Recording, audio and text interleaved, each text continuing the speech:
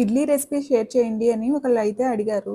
ఈరోజు మిక్సీలో వేస్తున్నాను. ఒక గ్లాసు మినపప్పు వేసుకొని, వాటర్ పోసుకొని, అందులోనే ఒక పిరికెడు అటుకులు వేసుకొని పక్కన పెట్టుకోండి. 4 అవర్స్ అయితే నానాలి. ఒక గ్లాస్ మినపప్పుకి 2 గ్లాసులు ఇడ్లీ రవ్వ వేసుకొని నానబెట్టుకొని పక్కన పెట్టుకోండి. 4 అవర్స్ తర్వాత వాటర్ అన్నీ తీసేసి మినపప్పు మిక్సీ జార్‌లో వేసుకొని, మినపప్పు మెత్తగా వేసుకుంటే సరిపోతుంది. 3 మినిట్స్ సరిపోతాయి. ఎక్కువసేపు గ్రైండ్ చేయొద్దు. పర్ఫెక్ట్‌గా మెదిగింది అని తెలియటానికైతే జస్ట్ 1 గ్లాస్ వాటర్‌లో పిండి వేస్తే వెంటనే పైకొస్తది. అలా వస్తే మాత్రం ఖచ్చితంగా మెదిగినట్టే. అందులోనే ఇడ్లీ రవ్వ వేసేసి కలుపుకొని పక్కన పెట్టుకోండి. 6-8 అవర్స్ తర్వాత అయితే ఇలా బాగా పొంగి ఉంటది. దానిలోనే మొత్తం కలిపేసేసి రుచికి సరిపడినంత ఉప్పు, వాటర్ వేసుకొని వాటర్ కన్సిస్టెన్సీ ఎక్కువ అవసరం ఉండదు. నెయ్యి రాసిన ఇడ్లీ ప్లేట్లకి ఇడ్లీ వేసేసుకొని కుక్కర్‌లో పెడుతున్నాను. చాలా కొంచెం వాటర్ ఏసి ఇడ్లీ ప్లేట్లన్నీ పెట్టేసేసుకొని మూత పెట్టుకొని విజిల్ పెట్టకూడదు.